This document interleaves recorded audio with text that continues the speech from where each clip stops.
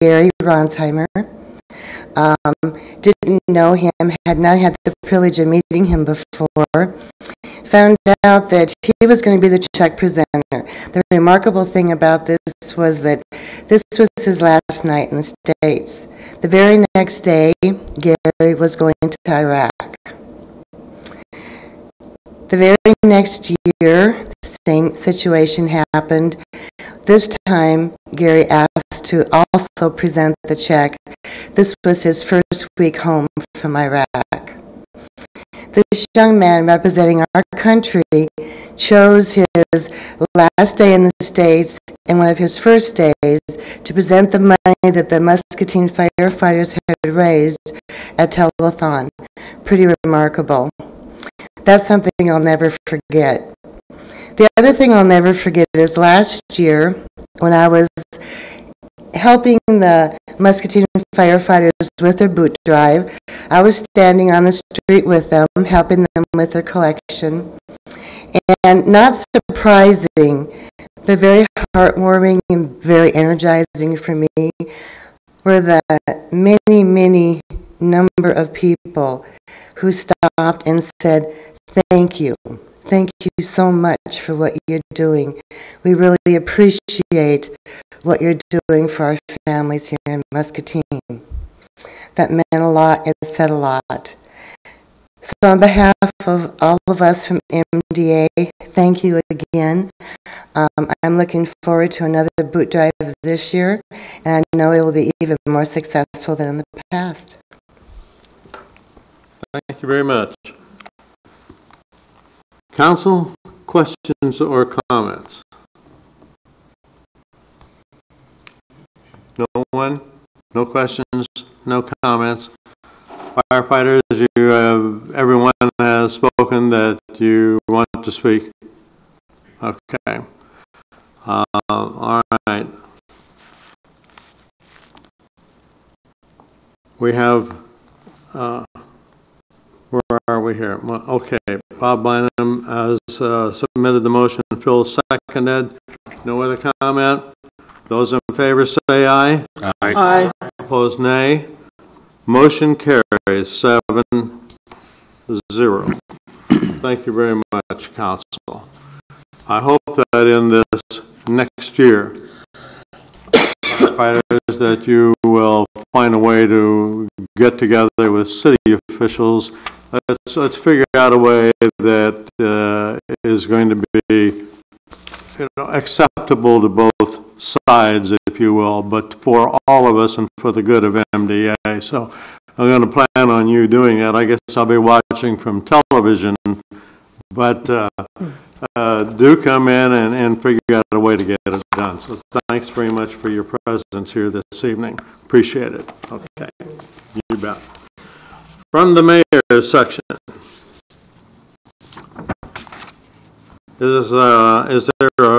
We have a request to approve the reappointment of Ramiro Vasquez to the Historic Preservation Commission and the appointment of Stacy Lewis to the Airport Advisory Commission. Is there a motion to approve the request as submitted? So moved, Your Honor. What about Jerry? Second, Your Honor. Second by Dyann. Discussion? Those in favor say aye. Aye. Aye. Opposed, nay. That motion carries 7-0. From the Planning and Zoning Commission, presented for City Council's consideration is a resolution setting a public hearing on a proposed zoning change within the city of Muscatine. On September 6, 2007, City Council granted the state of Iowa a long-term lease of 17.276 acres of real estate located on the southeast portion of the municipal airport for the construction of a joint readiness facility for the Army Reserves and Iowa National Guard. As part of the lease agreement, an exchange was made for the current National Guard Armory property located at 1421 Park Avenue. The existing building and property at this location is zoned R3, single family residential. And in order for the city to promote the highest development for this property, a zoning change is being requested to C1, Neighborhood and General Commercial. The Planning and Zoning Commission has unanimously approved the zoning change. Prior to any formal action by City Council, a public hearing is required. This hearing will be held Thursday, July 21, 2011 at 7 p.m. Is there a motion to adopt the resolution as submitted? So moved, Your Honor. Moved by Osama. Second, Your Honor. Second by Jerry. Discussion. Osama? Aye. Jerry? Aye. Dyann? Aye. Bob Bynum? Aye. Scott? Aye. Phil? Aye. And Mark? Aye. That carries then 7-0. Presented for City Council's consideration is a resolution setting a public hearing to consider the vacation of an alley right-of-way remnant within the city of Muscatine. A request has been submitted on behalf of the TLW. The corporation TLW Corporation to vacate, sell, and transfer an alley remnant located adjacent to the property they own that is generally bounded by Main, Pearl, Liberty, and Mill Streets. The corporation owns all of the real estate, including the remainder of the vacated alley right-of-way. They are now requesting that the remaining alley right-of-way be vacated, sold, and transferred to them for future use. The Planning and Zoning Commission approved the request as submitted. Prior to any formal action by City Council, a public hearing is required. This hearing will be held on Thursday, July 21, 2011 at 7 p.m. Is there a motion to adopt the resolution as submitted? So moved, Your Honor. Moved by Scott. Second, Your Honor. Second by Dyann. Discussion? Scott? Aye. Dyann? Aye. Jerry? Aye. Bob Bynum? Aye. Osama? Aye. Phil? Aye. And Mark? Aye. That motion carries 7-0.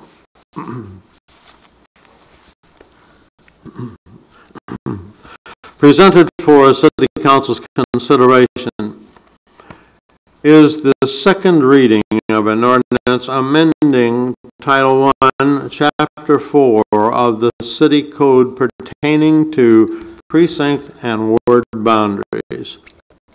State law requires that upon release of the new decimal census information, that ward boundaries be adjusted by September 1, 2011 to ensure they comply with the standards contained in the state law.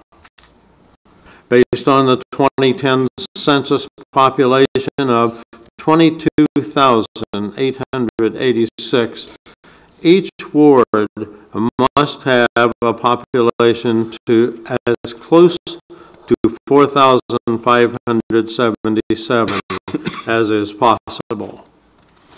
Is there a motion to approve the second reading of the ordinance as submitted? So move, Your Honor. Moved by Dyann. Second, Your Honor. Second by Jerry. Discussion. Dyann. Aye. Jerry. Aye. Bob Bynum. Aye. Osama. Aye. Scott. Aye. And Phil. Aye. Mark. Aye. All right, that motion carries 7-0. Presented for City Council's consideration is a resolution approving changes to the Muscatine Municipal Housing Agency 5-year plan 2010 through 2014.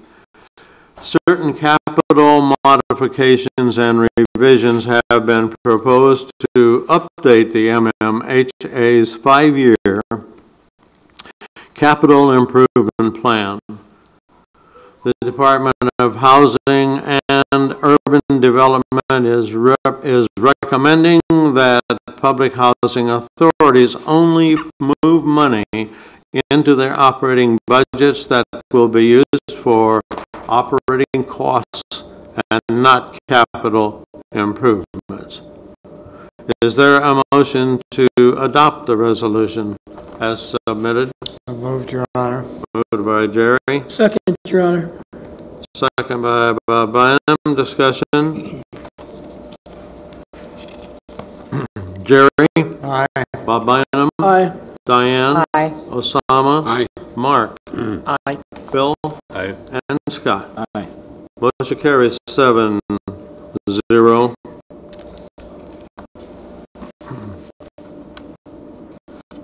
Presented for City Council's consideration is a resolution approving the plan, specifications, form of contract, cost estimate, and setting the bid opening date for the 2nd Street apartment lot, a parking lot improvement project related to Phase 2 of the Mad Creek Levee Improvement Project. As part of the local effort, the City Council approved a resolution establishing temporary and permanent easements acquired from the owners of the apartment building located at 903 East 2nd Street. That agreement provides for the city to construct and pay for parking lot improvements needed to replace the portion of the current lot being lost as part of the levee project. Is there a motion to adopt the resolution as submitted? So moved, Your Honor. Moved by Osama, Second, Your Honor. seconded by Phil. Discussion. Osama? Aye. Phil? Aye. Mark? Aye. Scott? Aye. Jerry? Aye. Dyann? Aye. Bob Bynum? Aye. That motion carries 7-0.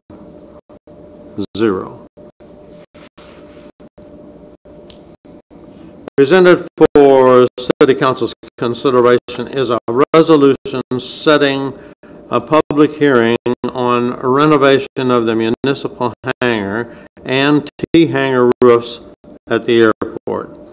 In August 2010,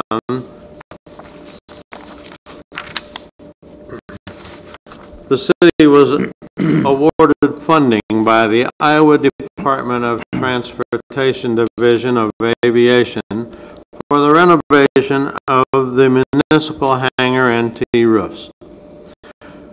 Total funding for the project includes $49,300 in state funding and a local match of $8,700. Prior to any formal action by City Council, a public hearing is required. This hearing will take place on Thursday, July 21, 2011 at 7 p.m. Is there a motion to adopt the resolution as submitted? So moved, Your Honor. Moved by Osama, Second, Your Honor. second by Dyann. Discussion.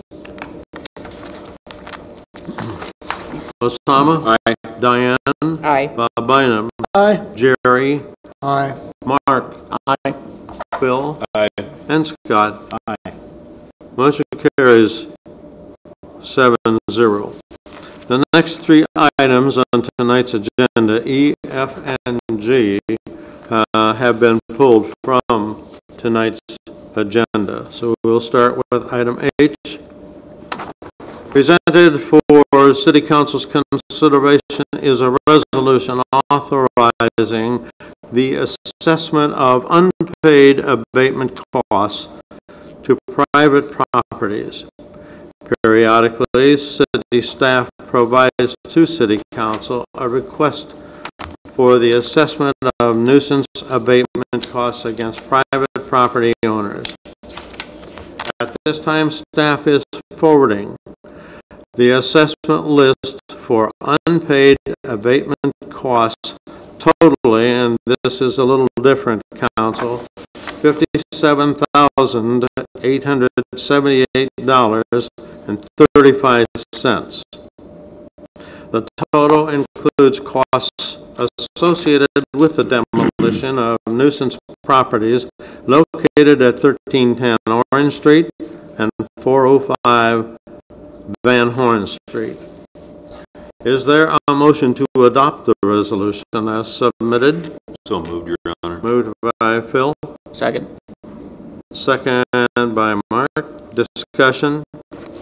Mayor, I do have a Yes. question. I contacted Steve's office today and to check to see exactly, I was curious as to how many total assessments there were and what percentage were actually foreclosures. I was curious, or to which ones were just nuisance issues. So